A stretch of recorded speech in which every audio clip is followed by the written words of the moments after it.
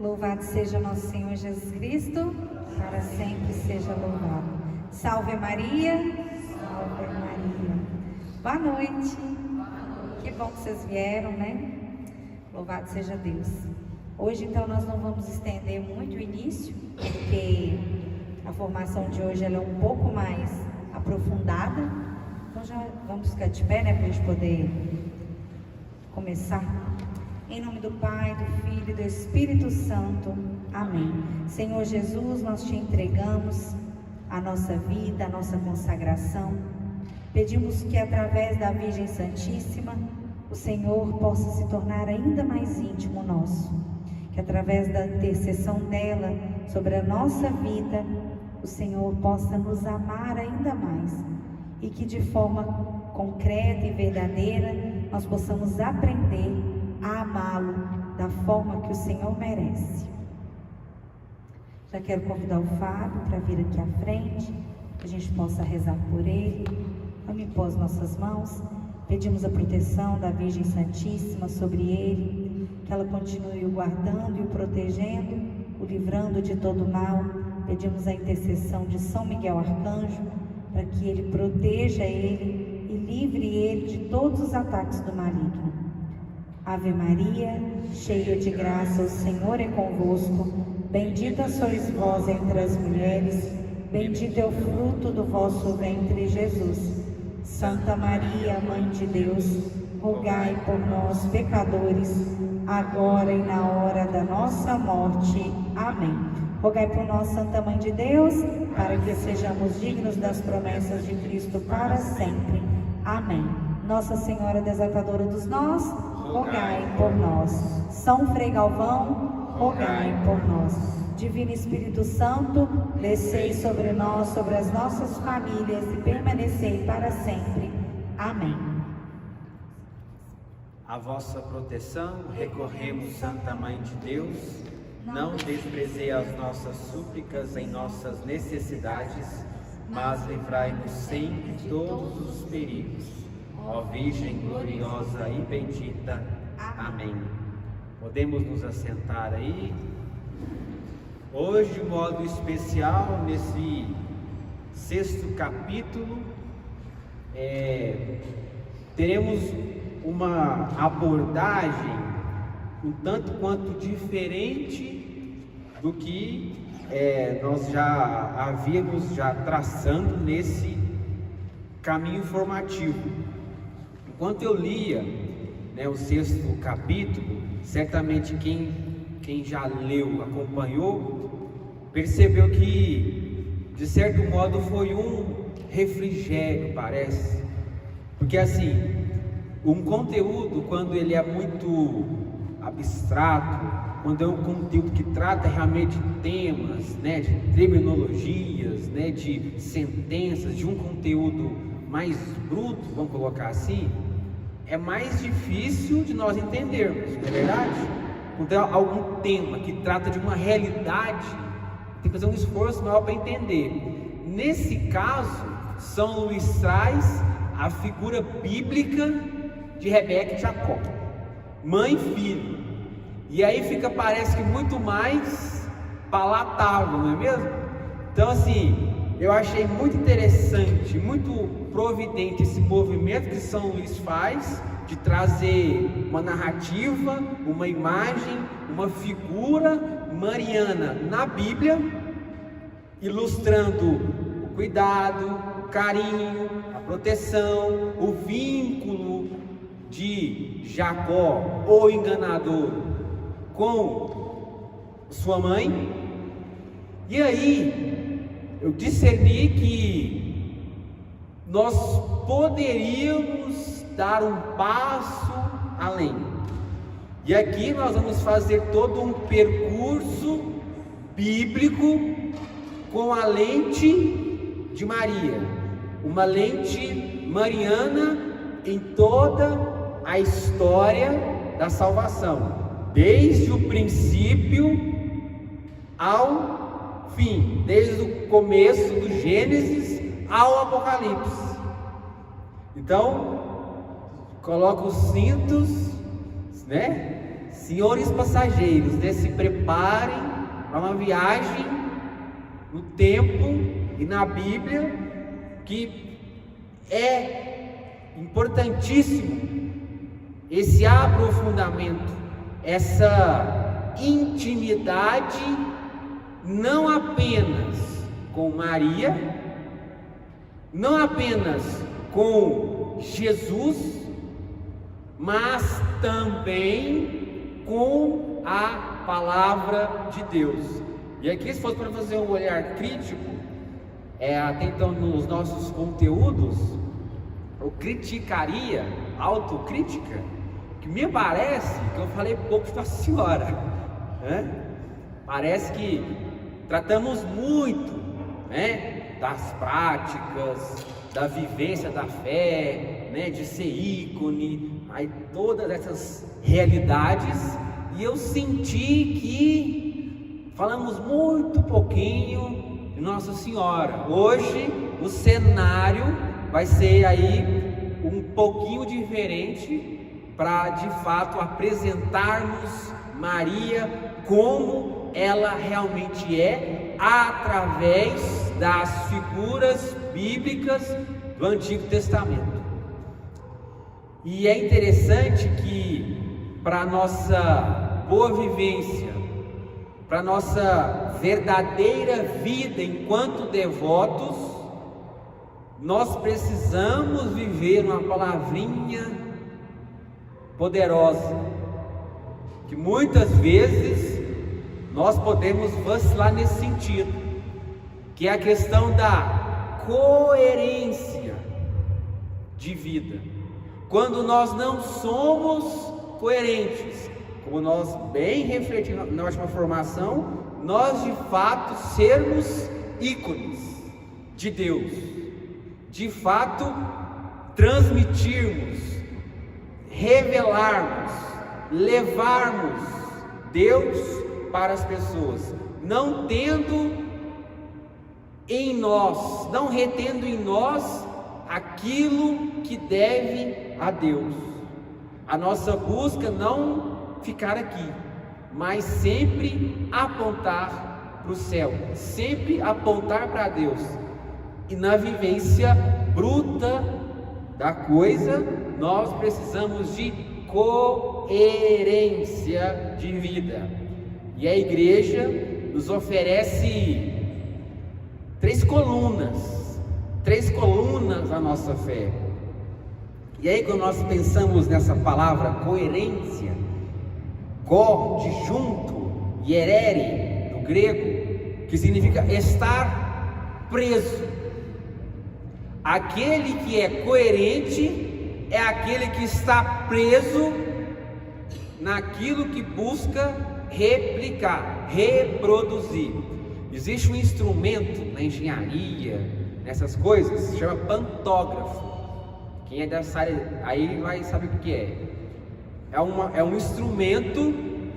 Imagine que dois lápis, duas pontas, né? Um lápis aqui, outro lápis lá.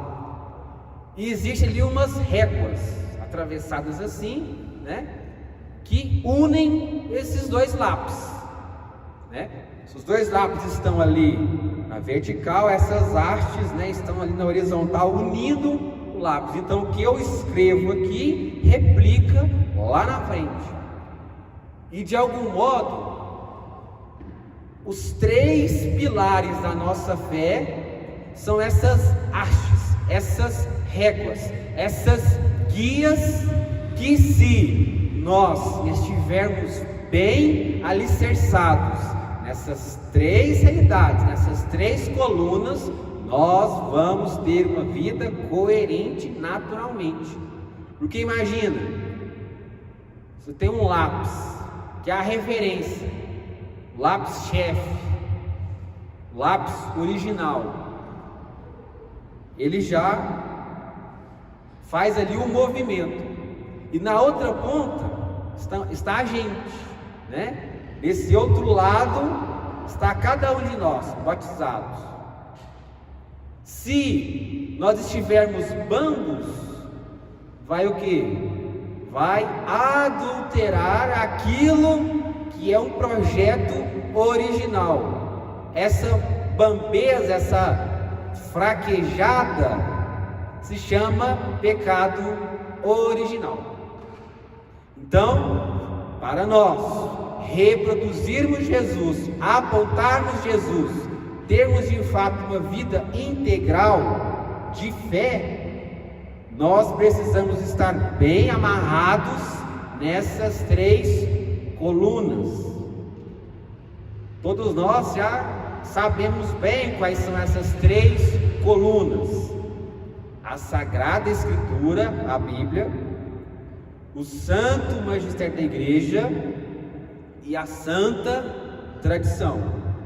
Vou me ater aqui mais primordialmente na Sagrada Escritura, mas cada um aí vai pesquisando, buscando conhecer mais esses outros aspectos da nossa fé. E aqui não tem esse exemplo. Eu sempre imaginei, nas pregações até do Padre Cristo, que traz muito essa ideia de coluna. Então, as 3 colunas da nossa fé, eu tinha essa imagem na minha cabeça, de que eram colunas individuais. Mas vocês já repararam em festa ou em evento, tem aquelas estruturas, e elas são meio que interligadas, tem um zigue-zague assim, interligando as colunas, as estruturas, para dar mais força. E tanto a Bíblia confirma, linka, atesta, comprova a tradição oral. A tradição oral que seria o que? Bem pontualmente, as verdades de fé que foram transmitidas oralmente. Exemplo, a Verônica. Todos nós conhecemos a cena da paixão e tem aquela figura que enxuga o rosto de Cristo. Outro exemplo, Santa Ana e São Joaquim. Esses 2 exemplos não estão na Bíblia. A Assunção de Nossa Senhora não está na Bíblia. A coroação de Nossa Senhora não está na Bíblia. Mas a Bíblia confirma e aponta a tradição, a verdade transmitida pelos primeiros cristãos.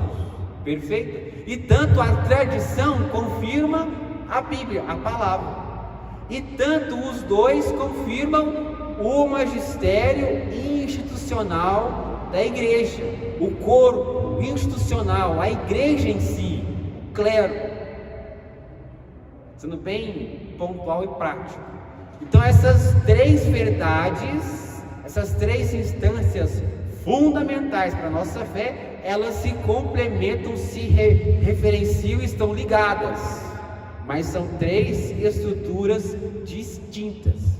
E aí, já ouvi muito falar, até já me perguntaram muito, sobre então, nossa, como eu vou então aprofundar nessa questão apenas aqui da Bíblia, pegar só uma, porque é um conteúdo vastíssimo. Quando você pega ali a biblioteca da tradição, aquelas verdades, aquele conteúdo de fé que os primeiros padres, ou seja, aqueles homens santos que viveram os primeiros séculos da igreja, que eles escreveram, isso é riquíssimo. E só a Bíblia é muita coisa, E aí eu ouço muito essa reclamação: nossa, mas é muito difícil entender a Bíblia. A Bíblia é uma coisa muito difícil. E eu acho que já falei isso nas primeiras formações. Nada é complexo até você se tornar íntimo e familiar daquela realidade. No seu trabalho, não sei o que, teve algum dia para mexer no sistema, no Excel, teve que ter um treinamento. Com o tempo, você vai se adaptando, conhecendo, vai se familiarizando, e tantas coisas que você faz hoje que são complexas, hoje, né? Não é assim? Outro exemplo, questão de direção, condução do carro, veículo. Até você tirar a carteira, aquela atestação, é aquele pânico, é aquele drama, né? Quantas pessoas que pedem essa graça. Aí depois que você passou, você disse, nossa, achava que era mais complexo, era mais complicado. Não, você treinou, se adaptou, se familiarizou. Outro exemplo, uma criança. Nós aí chegamos em uma certa idade onde nós, criancinhas, já conseguimos ir no centro, cidade, sozinhas. Não teve essa fase, esse crescimento de vida, assim, nossa, eu consigo entrar no ônibus e nunca que eu preciso voltar para minha casa. Uma criança que nasceu, que cresceu numa cidade, que pensa em Divinópolis, com o tempo, ela vai o quê? Gravando, ela vai entendendo, não, aqui é a Rua Goiás, ali é Minas Gerais, que corta ali é uma 7 de setembro, sei lá o que, aquele local é ali, aquela praça Santa Clara, Praça Catedral, já começa o que? Já a mapear aquele cenário na cabeça dela. Tanto que, se eu pego um adulto que chegou de Divinópolis hoje, e eu falo assim para ele, não, aqui, vai ali na Rua Goiás, ele não vai conseguir ir. Mas uma criança que tem familiaridade, ela vai conseguir passear por essa região, vai conseguir fazer as ligações. Não, está quase chegando. E com a Bíblia é a mesma coisa, é a mesma lógica. Se nós não nos aprofundarmos, se nós não realmente buscarmos o conhecimento, que seja tateando, que seja engatinhando, que seja não entendendo, nós vamos continuar no estágio que nós estamos, que é para aprender Bíblia, para ter intimidade com a palavra, é tendo intimidade. E essa palavra intimidade, estava lendo um livro muito bom, Viver de Amor, a Estranha Loucura, é um frei carmelita. Ele escreveu esse livro, é um estudo de um poema de Santa Teresinha, e ele traz um conteúdo que mudou sabe aquele conteúdo que a gente muda a nossa visão? Ele falou sobre a questão da solidão, que a solidão gera intimidade.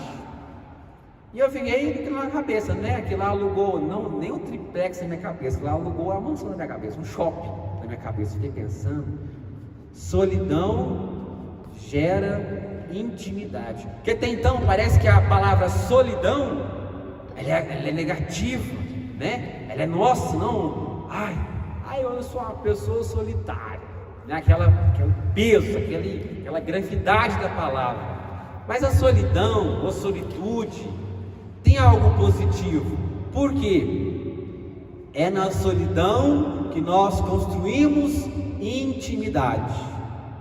Quando um casalzinho, né, tá ali no grupinho de amigos, aí tem um casalzinho e tem uns amigos, aí passa o tempo, os dois começam a andar mais juntos, a ficar mais sozinhos, é sinal de que estão criando intimidade. Quando nós estamos de fato sozinhos com Deus, quando nós de fato temos tempo de qualidade com Deus, com a palavra de Deus, é aí que nós criamos intimidade. É na solidão, é só só ler a Escritura, só a palavra. Quantas vezes nós não temos mais isso? Quantas vezes parece que essa vivência que tende a instigar na gente produtividade. Não, tudo tem que estar rendendo. Aí eu faço isso muito. Eu vou trabalhar, aí quando é um trabalho mais mecânico, mais técnico, mais manual, eu coloco as pregações para ouvir, ou um audiobook. Aí eu pergunto se eu lembro da coisa. Algumas coisinhas a gente pega, mas quando que eu realmente paro só para isso, que eu tenho solidão, que Deus me encontra no meu quarto fechado, com as portas fechadas. Jesus, quando nos ensinou isso, não falou assim, não, vai no meio da praça, não, pode viver no mundo aí, não, se retire, se coloque sozinho, feche a porta do seu quarto, esteja sozinho. Isso cria intimidade. Eu tenho pouca intimidade com Deus. É o que? A conta é fácil. Tem poucos momentos de solidão com Deus. E aí? Eu tenho pouca intimidade com a palavra de Deus. Eu tenho poucos momentos de solidão com a palavra de Deus, de solitude. Coloca como você acha melhor. Mas solidão, sabe, se colocar só para aquilo. Só. As mulheres conseguem, né? Fazer uma coisa, outra coisa. 10 ao mesmo tempo. Mulher consegue. Homem, hoje em dia, nós homens, nós já evoluímos. Nós conseguimos fazer 2 coisas ao mesmo tempo. 2. Uma ou outra. Aí faz as 2 erradas, faz as 2 ruins. E aí, é bom destacar esses momentos, que seja 5 minutos, mas todo dia, claro que isso aí vai ser na etapa dos exercícios espirituais, para trabalhar de fato isso, mas acho que é bom provocar, para você de fato ter uma agenda, ter um horário, uma prioridade com Deus, que comece com a palavra. Perfeito? E aí, se nós fôssemos pegar aqui, né, do Gênesis ao Apocalipse, se fosse eu aqui, pontualmente, pessoalmente, se fosse para tentar sintetizar, traduzir toda a salvação, toda a Bíblia em uma palavra, talvez depois você faça esse exercício aí, né? Talvez Deus te provoque uma outra argumentação, né? Cada um tem as suas. Mas eu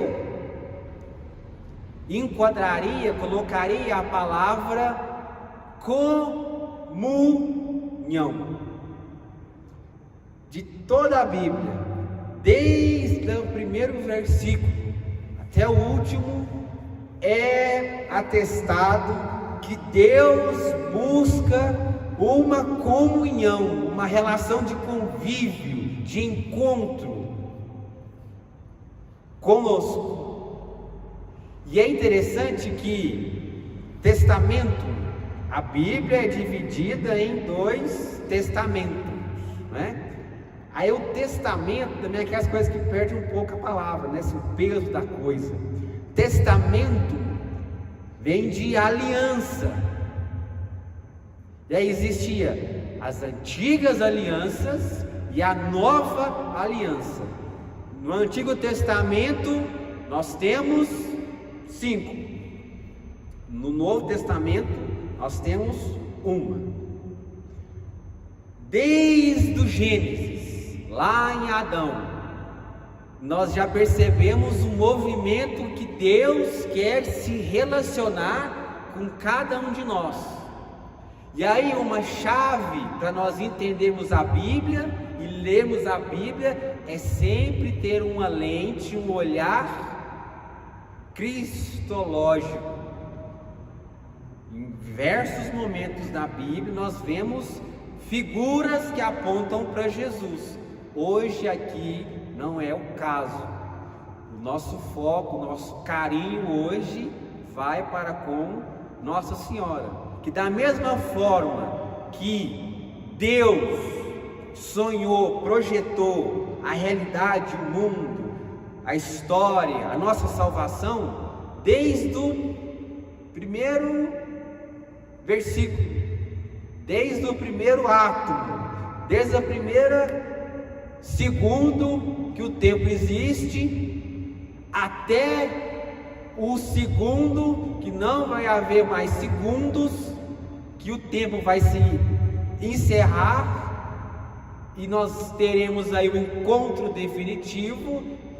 Deus vai nos ensinando e construindo essa história, essa narrativa para nos envolver, para nos conquistar, para nos ensinar, para ser figura, ser uma ilustração, um ícone do seu amor, da sua graça. E aí nós vemos na Bíblia diversos momentos que apontam para Cristo.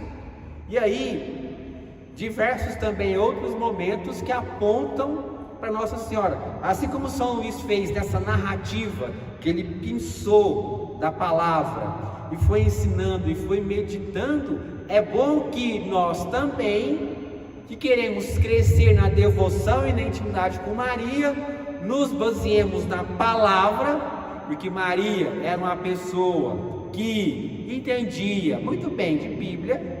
Vide o cântico que ela proclama, Magnífica. Magnífica, ele aponta para o brado de vitória, para um cântico de quem? Após o povo hebreu atravessar o Mar Vermelho, eles bradaram, eles levantaram um cântico. Nossa Senhora tece no Magnífica verdades para nos ensinar, para nos inspirar. E nós muitas vezes não temos intimidade, não temos esse cuidado, esse carinho, essa solitude com a palavra. Então o movimento é esse. E aí, quando nós pensamos, mas por que Deus fez tudo isso? Porque, vou colocar assim, como nós identificamos a obra de alguém? Por exemplo,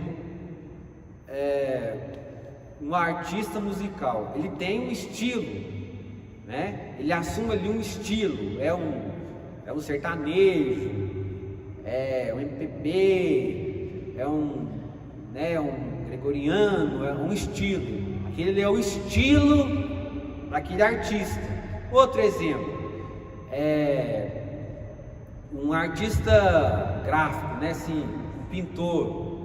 Os intelectuais da arte, eles conseguem identificar a obra olhando o que? Os traços, o estilo do autor.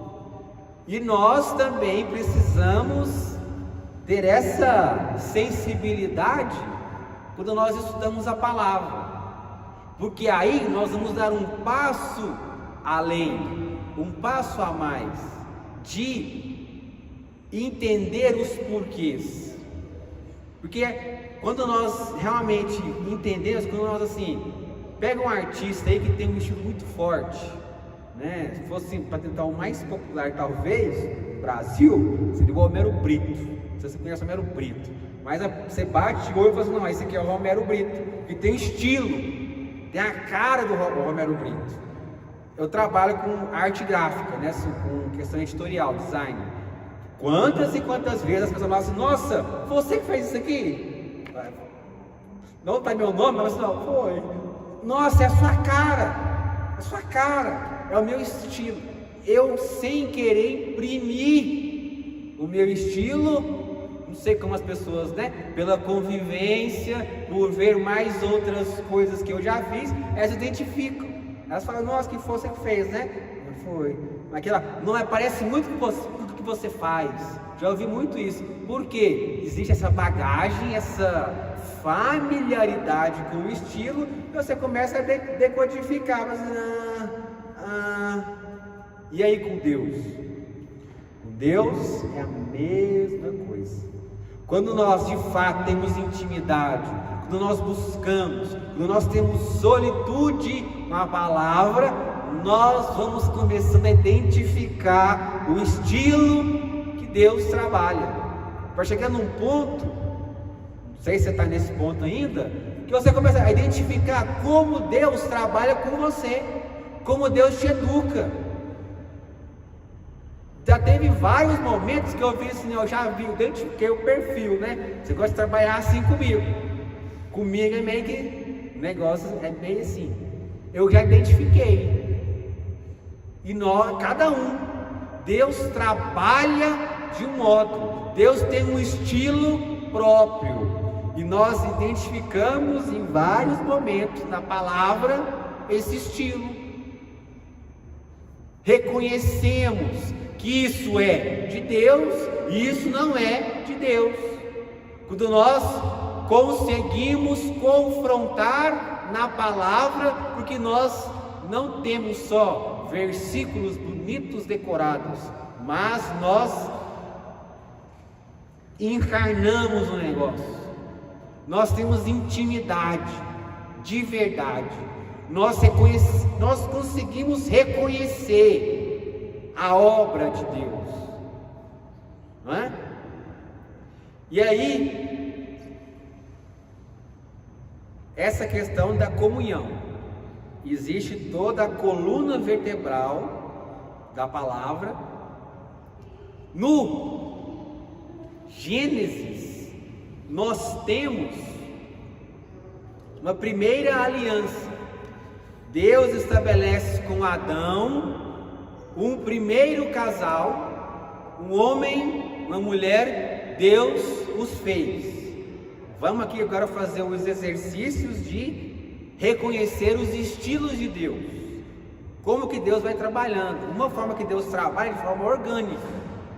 Por exemplo, Deus pode fazer algo do nada. Do nada. Jesus poderia simplesmente brotar do nada e anunciar o reino, poderia fazer o que quisesse, mas ele escolheu se fazer feto. Quando um óvulo se une ao espermatozoide, ali existe uma célula.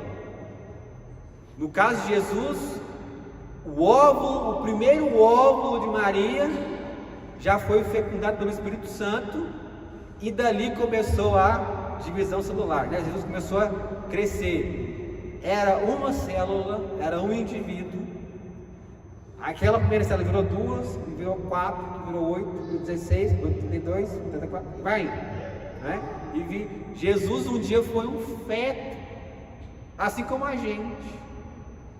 Deus trabalha do micro ao macro, do pequeno ao grande. E aí nós podemos tecer várias meditações, né, para a nossa vida. Deixa assim, não, mas eu quero conquistar algo. Eu tenho que começar pequeno. Quem é fiel no pouco, muito será dado. Isso é um dos milhares de exemplos que eu poderia ficar aqui meditando. E aí Deus institui inicialmente um primeiro casal, homem e mulher, Adão e Eva. A primeira aliança, Deus estabelece esse vínculo de amizade, de comunhão com Adão e Eva, mas pelo pecado, sabemos bem da história, é quebrado. a aliança é quebrada. Deus faz o primeiro sacrifício. Na palavra aponta que Adão e Eva tinham vergonha e se colocaram vestes de figueira. Deus então sacrifica, não, claro que não cita, né? Mas já indica que retirou o couro de um animal inocente, apontando para o sacrifício de Cristo. E aí, uma primeira imagem de Maria nesse cenário das alianças, a primeira aliança em si, é que Maria é a nova Eva. Nós já estamos bem tranquilos, entendemos muito bem que por onde o pecado entrou, pela obediência de Maria entrou a salvação. Se Eva tinha nas mãos o fruto do pecado, em Maria existe o fruto bendito do seu ventre, o pão da vida. Outra figura do Antigo Testamento, do mundo originário, vamos colocar assim, essa primeira fase da Bíblia, né, Gênesis, é que Maria é o paraíso de Deus. No Éden não existia mal, existia no centro do Éden Jesus, o fruto, a árvore da vida. E se existe beleza num jardim bem cuidado por um bom profissional, imagina a beleza que existe no jardim do Éden, que é o antigo paraíso, e a beleza que Deus plasmou, sonhou, concebeu, que é o novo jardim, que é Maria, onde a Trindade se acampou, onde Deus ali habitava. Então o paraíso era o local favorável onde existia a comunhão suprema. Maria é esse novo local favorável, seguro, perfeito, onde nós podemos ter a comunhão íntima e suprema com Deus. É muita coisa, né? Então, um outro ponto para nós, aqui já está bem, acho que a primeira aliança já está bem ilustrada. Temos esse cenário: primeira aliança, Adão e Eva, um casal.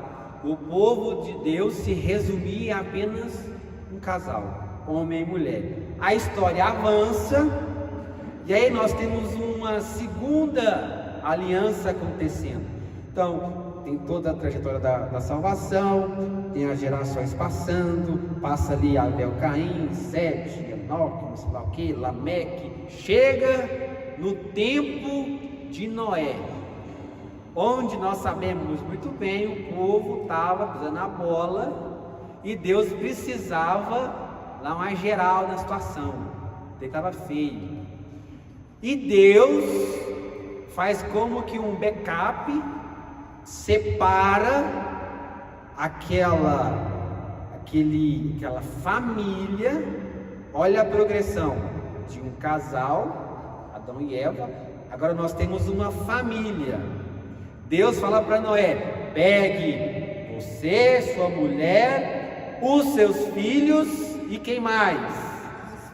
As esposas dos seus filhos, é família. E leva e constrói uma arca, não uma balsa, não um navio, não um Titanic, mas uma arca de madeira de acácia, se não me engano. Essa arca da aliança, na verdade, agora não sei qual madeira que é, mas isopo? Nem falou isopo? É isopo? Não lembro. Mas eu sei que reveste-o de betume, é como se fosse um óleo. Maria é de certo modo, essa nova arca de Noé, porque ela fica acima das águas. O que na Bíblia representa as águas?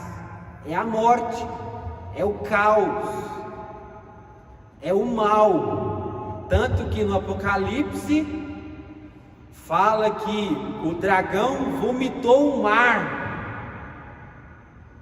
para combater a mulher. Mulher, será que é essa? E aí Maria fica acima das águas, sem nenhuma mácula, sem nenhuma fissura, guardando a semente da nova geração, guardando a porção de Deus. Essa é a figura de Maria, ela que guarda, ela que entesoura aquilo que é precioso para Deus, aquele útero que vai gerar uma nova geração, que salvou, que guardou aquele sonho de Deus. Nossa Senhora. Um outro árvore cipreste. Muito bem. Aí se fosse realmente nós pesquisar, é muito rico, né? Assim, cada um, né, vai tentando. Nossa, eu me inspirei nisso aqui. Então pega isso, começa a meditar, começa a rezar, né? Começa a garimpar. Bíblia, a gente tem que garimpar, pesquisar, correr atrás. Pega livro, né? Vai aprofundando e tendo momento de destaque, de destacado, de prioritário, para nós crescermos nessa intimidade, que é o tanto que é rico, né? Tanto que nos ajuda na nossa vida de oração e, né, elevada acima das águas, né? Também é interessante que Deus vai orquestrando Noé para construir aquele meio de salvação, assim como também a Virgem Maria, aquele meio que Deus utilizou providencialmente para guardar o seu povo. E aí a história avança bastante, e nós chegamos na terceira aliança, na figura, ainda no Gênesis, na figura de Abraão, que é o pai da fé, aquele que acreditou radicalmente, aquele que confiou integralmente na palavra de Deus. E qual é a figura aqui que, né, os santos padres, os teólogos colocam de Maria? Maria é a mãe da promessa. Sara era uma mulher idosa e estéril, que por um milagre gerou vida. Maria, uma jovenzinha, virgem, que naturalmente também não poderia gerar vida, de ter filhos. E pela promessa, pela palavra, existe a confirmação. Se Sara ri de deboche, Maria sorri de entrega. Se Sara, quando ouviu a promessa, vocês caem também, né? Quando apareceu as 3 figuras angélicas lá para Abraão, e falou assim: não, eu vou estar aqui o ano que vem, essa mulher que está ali fazendo pão de queijo, ela vai estar grávida, ela está ali atrás da porta, vai dar tempo assim, ó. Vai estar aí. Quem é esses caras? Quem que são? A velha, igual eu, né? Ela riu. Maria canta. E Maria, me parece que também ela sorri. Talvez já com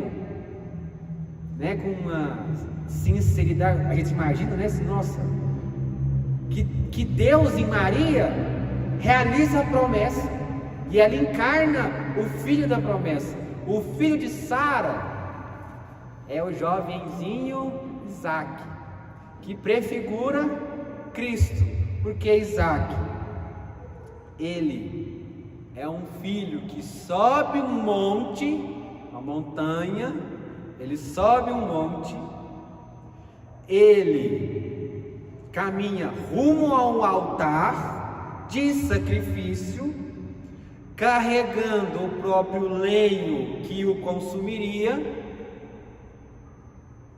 E existem esses dois elementos, pedra e madeira.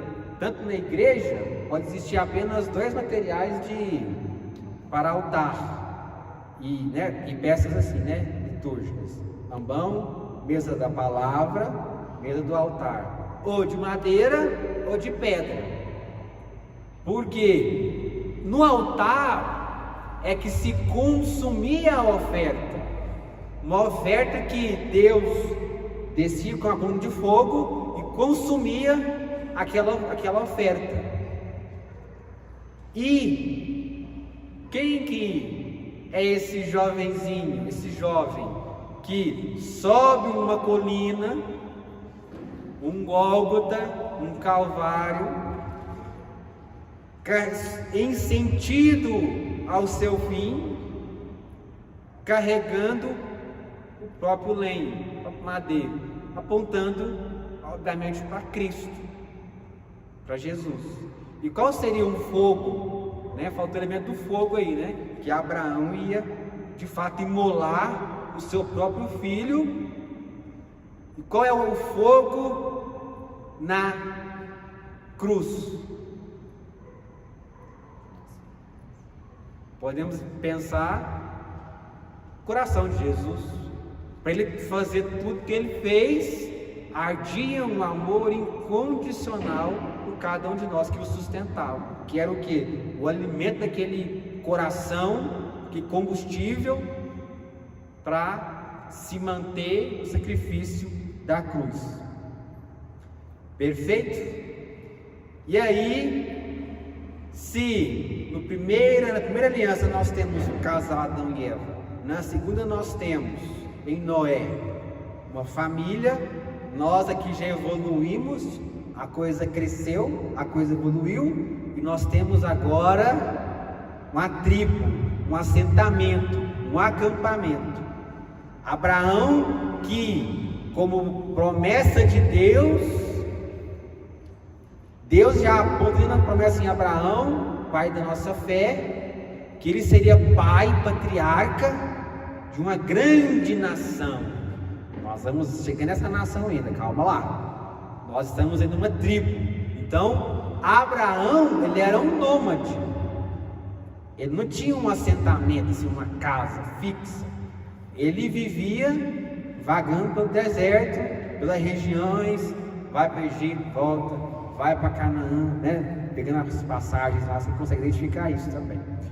E aí nós avançamos a história um pouco, e aí nós chegamos no Êxodo, lá em Moisés. Em Moisés, a aliança agora ela se torna mais solene, porque é aqui que Deus se revela de forma mais íntima e amistosa. Tanto que quem escreveu o Gênesis foi Moisés, ele que foi sintetizando ali as questões, as tradições orais, as verdades de fé que aquele povo bem tribal, bem naquele povo de Deus, aquela família que foi crescendo, ia contando e recontando, tanto que se nós pegarmos a Bíblia, nós vemos muitas repetições. Já reparou? Tem muitas repetições, vai e volta. Por quê? O formato original da palavra, mais rudimentar, era a questão vocal, era contos. Então eles se reuniam em família, aquela porção, e ficavam contando aquelas histórias, narrando, e como uma forma de memorização, ficavam repetindo.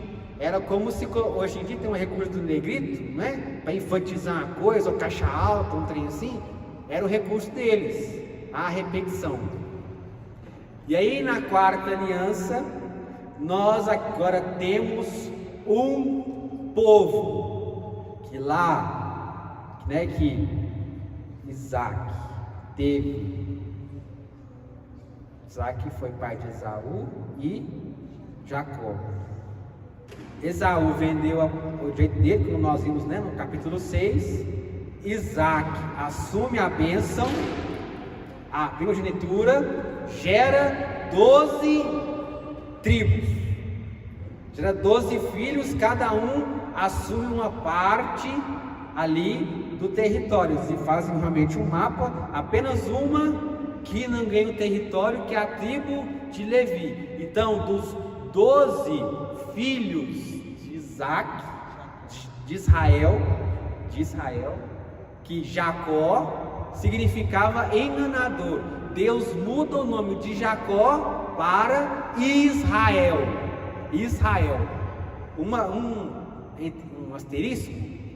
Nós já, assim, é até difícil de, não sei se já pensaram isso, mas às vezes fala assim: povo hebreu, povo judeu, povo israelita, povo semita.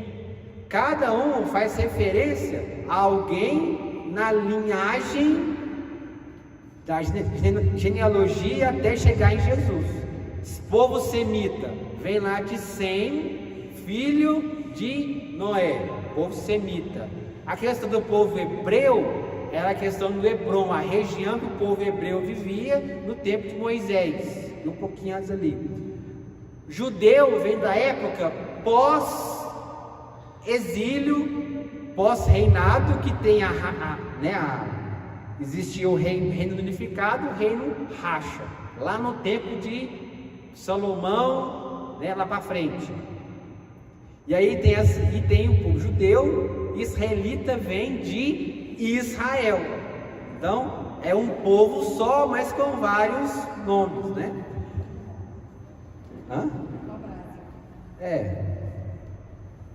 E aí, nesse período onde Deus vai revelando, Deus é bem presente, né, na história de Moisés. Nunca houve um homem que falou face a face com Deus, teve tamanha intimidade com Deus. De certo modo, Moisés é essa figura referencial na fé também, né? E aí, uma figura de Maria nesse contexto, pós-cativeiro dos egípcios, pós a libertação na passagem do Mar Vermelho, o povo começa a se institucionalizar, começam a definir as leis religiosas, tanto que o primeiro livro da Bíblia é o Gênesis, o segundo é o Êxodo, que conta a história de Moisés. Depois nós temos o Levítico, que vai tecer as leis. Depois Números, acho que é o Números é o terceiro, porque Números é como se fosse um censo. Vamos fazer aqui um censo do nosso povo. Aí começa lá, fulano, filho de ciclano, filho de Betânia, gerou sei lá quem, casou com sei lá quem. Então é aquele censo. Números vem disso, para enumerar o povo de Deus. Levítico vem de legislação, né, que são as leis. Por isso que quando você for ler o livro de Levítico, é um livro difícil, que é cheio de lei, é realmente difícil. E Deuteronômio já é o quinto livro, que aí, agora eu não vou lembrar que depois cada um pesquisa, não vou lembrar disso não, esqueci, mas também não era o tema, né?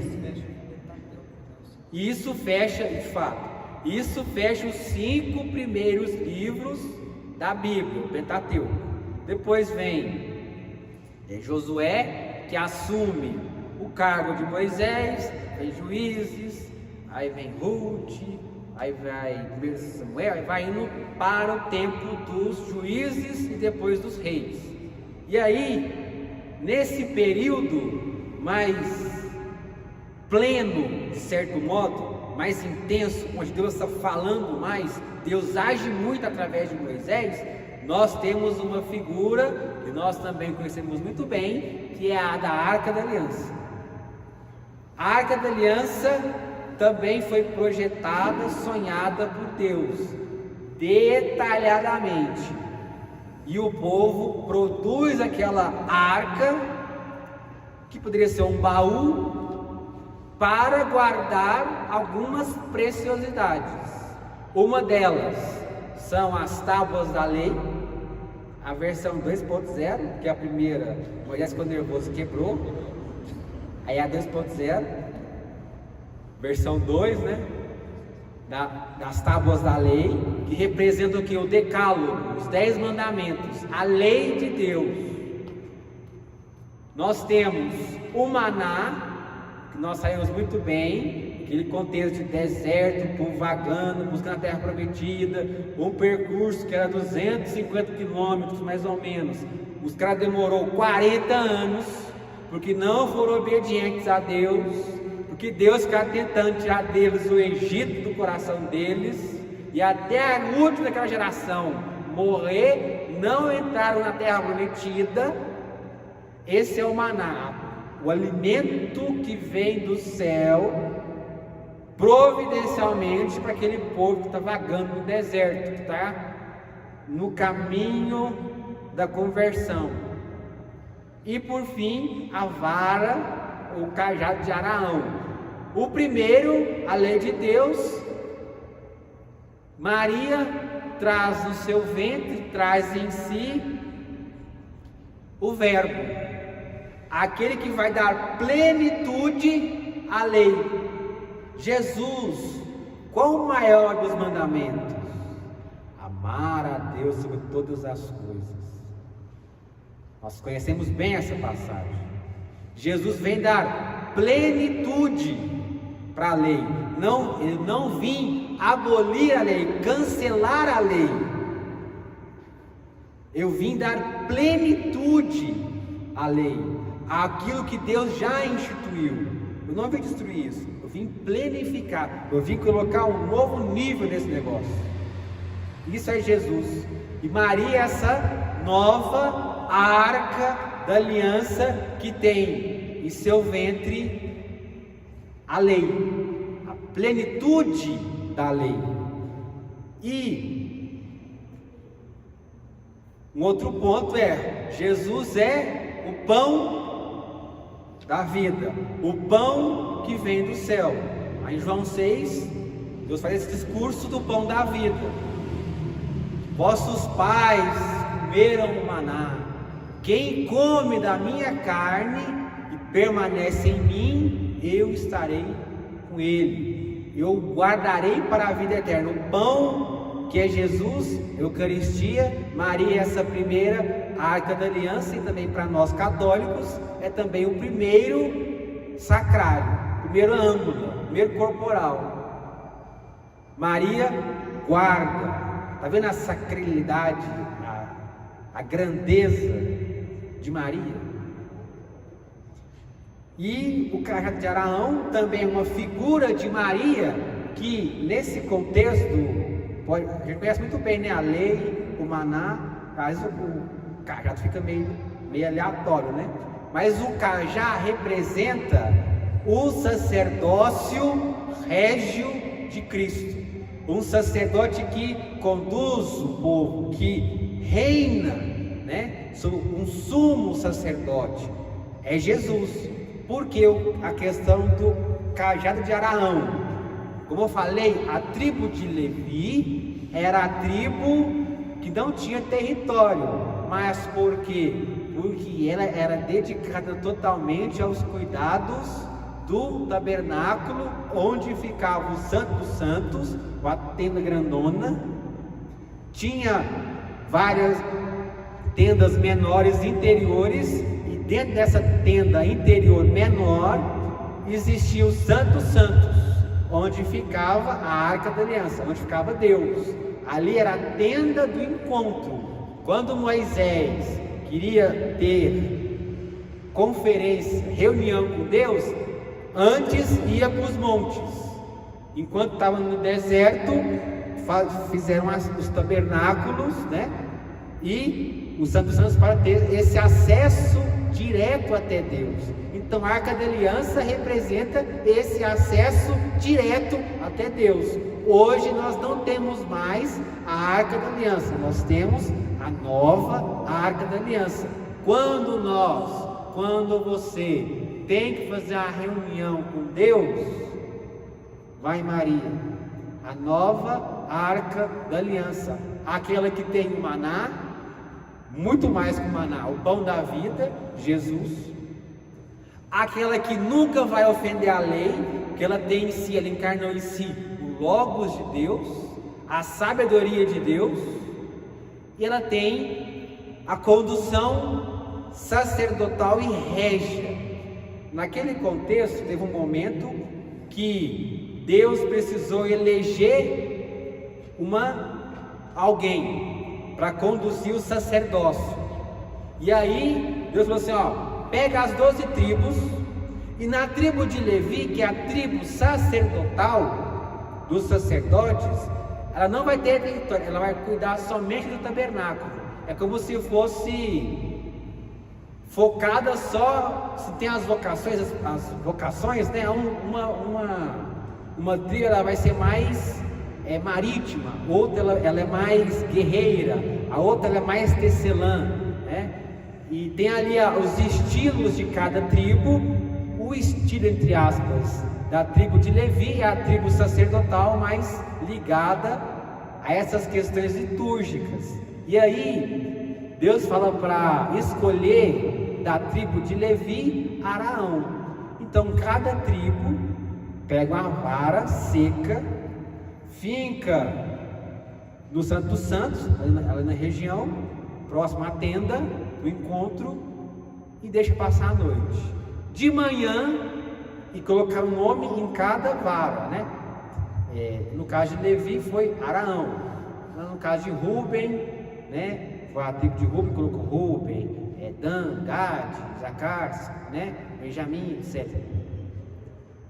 Da vara que floresceu foi a vara de Araão, como confirmação de Deus. Maria é essa vara, esse cajado estéril até então, que brota, que gera vida do nada. Essa é, né, a figura de Maria em relação ao cajado de Araão. E aí a história também avança, né? Tem as estruturas, vamos voltar um pouquinho. Lá do Gênesis, casal, vai evoluindo, vai passando o tempo. Segunda aliança, nós temos já uma família em Noé. Depois nós já temos em Abraão uma tribo. Depois em Moisés nós já temos um povo. Deus começa a falar e a reverenciar aqui. Claro que o povo foi tendo filho, foi crescendo, né? Igual no contexto do cativeiro do Egito, o que fala na Bíblia? Que aquele povo hebreu cresceu, multiplicou, se tornou povo de Deus. E aí existe essa fase. Moisés, com o tempo, Moisés falece, vem Josué para cumprir, conquistam a terra prometida, lá em Canaã, né? Tem lá os tribos de Jericó, passa esse período, o povo de Deus começa a ganhar as batalhas, porque a Arca da Aliança era aquele local de habitação de Deus e era sinal da vitória. Então toda a batalha que o povo de Deus ia guerrear, eles levavam a Arca da Aliança. Tanto que no cerco de Jericó, talvez você não tenha observado isso, faltou um pouquinho mais de estrutura com a palavra, é que nós rezamos o cerco de Jericó errado. Tem gente que acha que são 7 voltas, né? 7 voltas, a gente pega essas ideias assim, né? Mas não foram 7 voltas, Primeiro dia do cerco, uma volta com a Arca da Aliança em torno de Jericó, as muralhas muito fortes, né? Queriam conquistar aquela cidade. Segundo dia, uma volta. Terceiro dia, mais uma volta. 3, 4, 5, 6. No sétimo dia, Deus fala para dar 7 voltas. E aí, 6 com 7, 13. Né? Só mais uma curiosidade bíblica. Né? Não é que esses detalhezinhos, né? 7, né? Sinal de milagre na Bíblia. E aí o povo vai conquistando, né? Os territórios.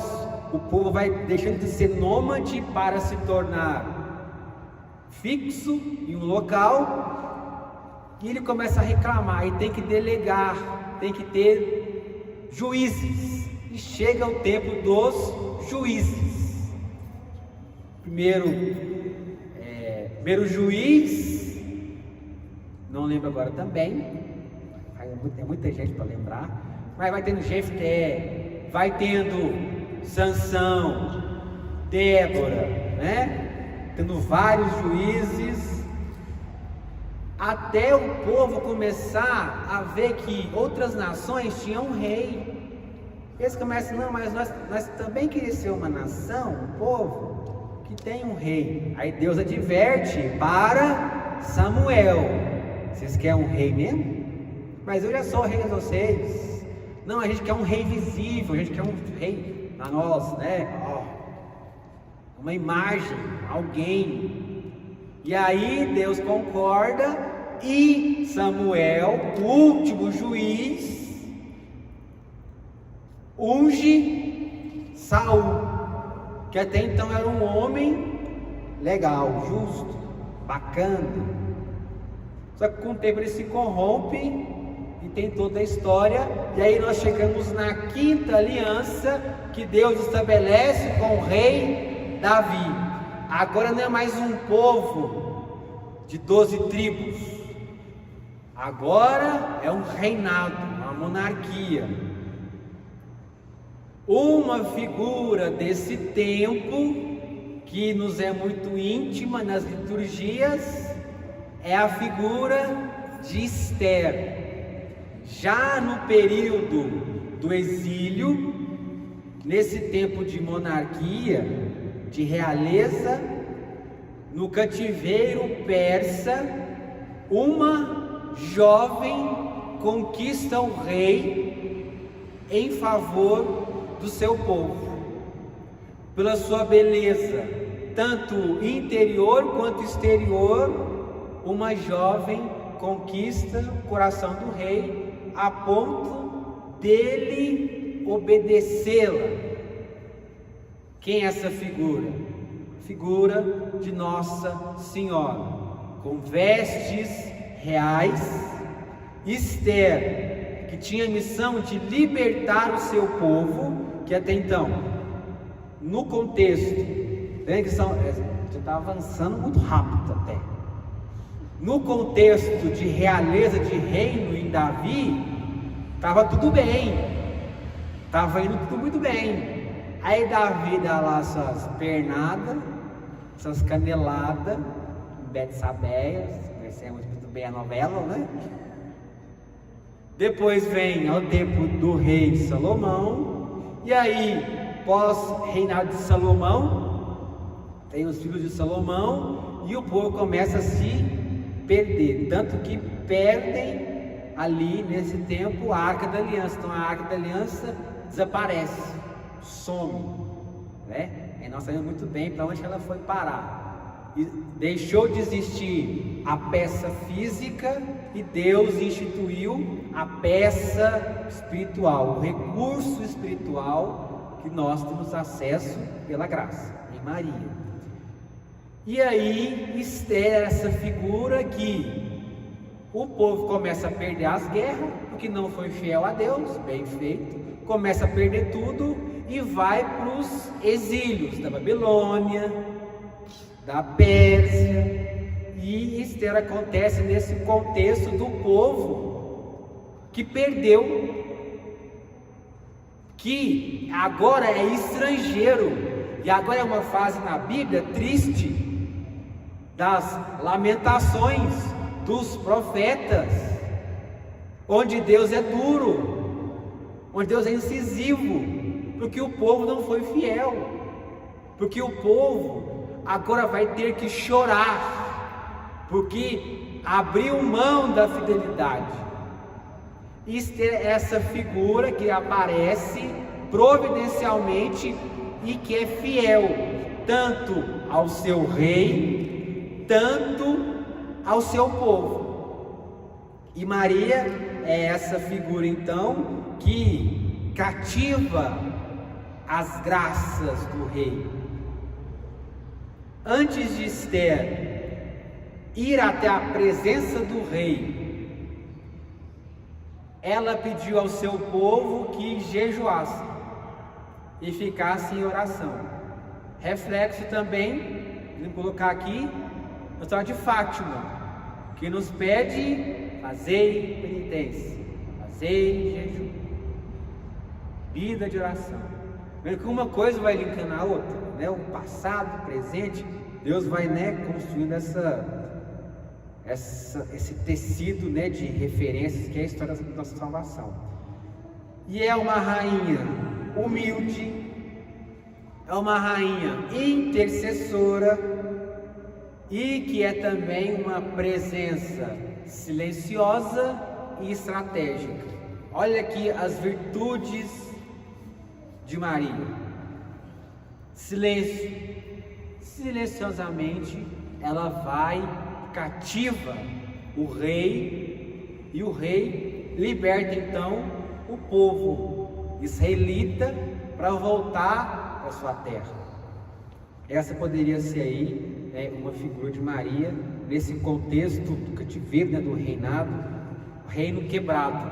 E aí, pós-reino, unificado das 12 tribos, com um rei só, tem as guerras também internas, tanto que dividem os reinos, né, reino do sul, reino do norte, tribo de Judá, que vem dos judeus, e a de Benjamim, e as outras tribos que escolhem para si outros reis. Então não é fiel ao que Deus instituiu. Então tem essa rachadura, essa fraqueza institucional, e o povo se perde. Quinta aliança, tem esse período de abandono, de silêncio, mas onde Deus fala para os seus profetas, Jeremias, Isaías, onde também Isaías aponta muito profecias para Nossa Senhora. Eis que uma virgem conceberá. Vem de Isaías, Isaías que profetiza que uma virgem vai conceber algo inesperado. E chegamos até, enfim, na sexta aliança. E aí, nossa, qual que é essa sexta aliança?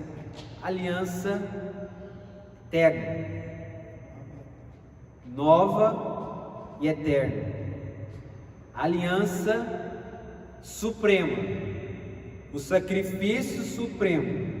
Em toda aliança existe a relação do sacrifício. Desde Gênesis, Noé, Abraão faz sacrifício, Moisés faz sacrifício, Davi faz sacrifício. Davi era sacerdote e rei, ele tinha esses dois mundos. E Jesus é esse profeta, sacerdote e rei, que ao mesmo tempo é sacerdote, é vítima, é pão, e é essa união de sentidos, de integridade. Jesus é a síntese do sonho de Deus. E aí parece que a história acaba aqui. Nossa, em Jesus, que é a nova e eterna aliança, a definitiva aliança. E qual aqui então é a porção de Deus? Como que Deus agora como que o povo de Deus se resume? Na igreja, em todas as nações. O que era algo reservado para uma família, para uma linhagem de sangue, que é o judeu, a religião judaica, a base é essa. Não tem como eu me converter para o judaísmo, não tem como. Mas eu não tenho linhagem, eu não tenho sangue judaico. Em Cristo, que é eterna e nova aliança, pelo seu derramamento de sangue, ele recupera todo gênero humano, onde, sendo igreja, nós seremos salvos.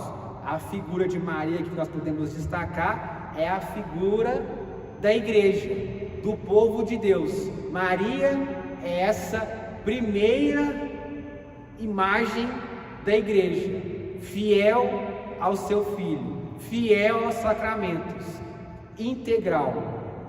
Maria, então, ela resume toda a história da salvação, todas as realidades de aliança, tudo que nós vimos apontando para Maria, que aponta, que contém Jesus. E aí a igreja também tem muitas figuras, né? A barca de Pedro, a arca da aliança, né? A arca de Noé, que é na igreja que temos salvação. E aí tantas outras também figuras que nós podemos ir meditando.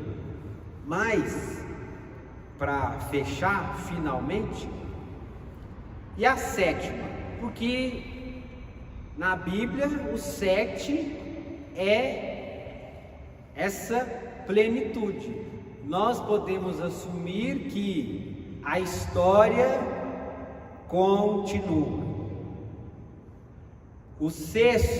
A sexta aliança é de fato a nova e a eterna, mas vai haver um momento, a parousia, nós cremos, que é o momento que Jesus vai voltar e estabelecer conosco a aliança agora definitiva, uma intimidade suprema, o céu, o Éden, voltar ao princípio.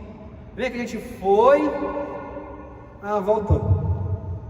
Esse é o movimento que Deus faz, esse é o estilo de Deus, coesão, integridade, que Deus nos permite ir viver liberdade para escolhermos, assim como o povo de Deus tinha liberdade para guerrear, para conquistar, para atravessar deserto, para fazer o que queria, para escolher entre o pecado, mesmo no paraíso, mesmo no jardim.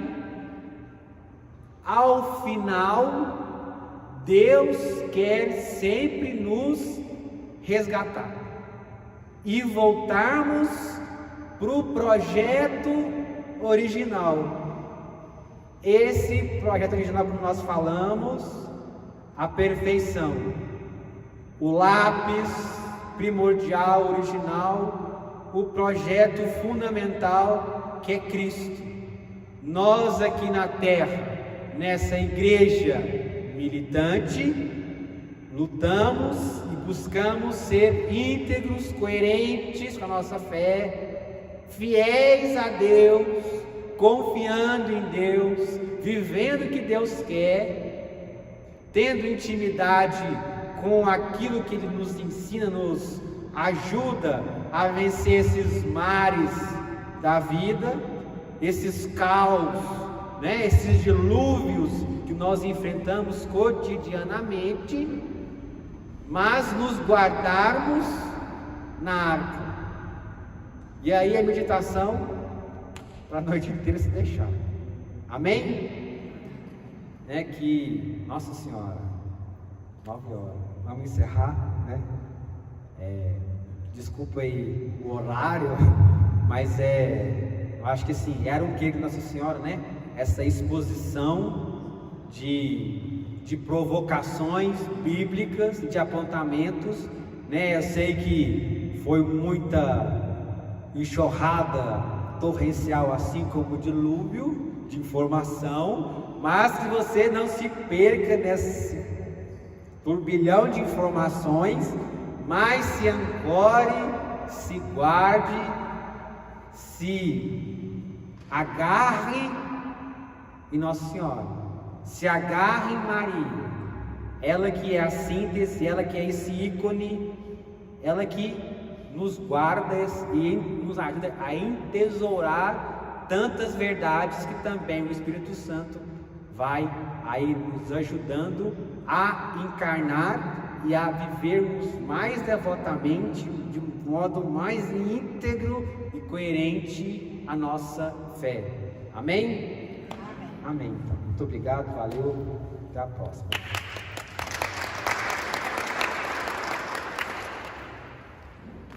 Muito obrigada. Então, já para a gente finalizar, vamos ficar de pé para nós nos consagrarmos a Nossa Senhora. Oh, minha Senhora, e também minha Mãe, eu me ofereço inteiramente toda a vós, e em prova da minha devoção,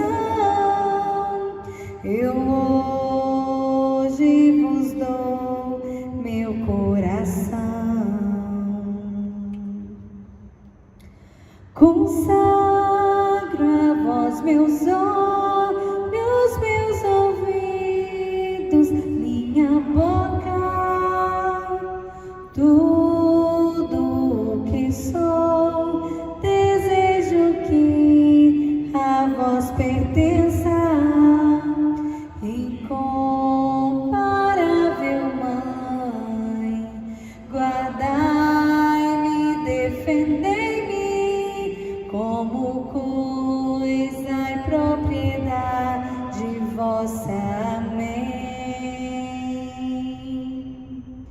Como coisa e propriedade vossa. Amém. Ave Maria, cheia de graça, o Senhor é convosco. Bendita sois vós entre as mulheres, bendito é o fruto do vosso ventre, Jesus. Santa Maria, Mãe de Deus, rogai por nós, pecadores, agora e na hora de nossa morte. Amém.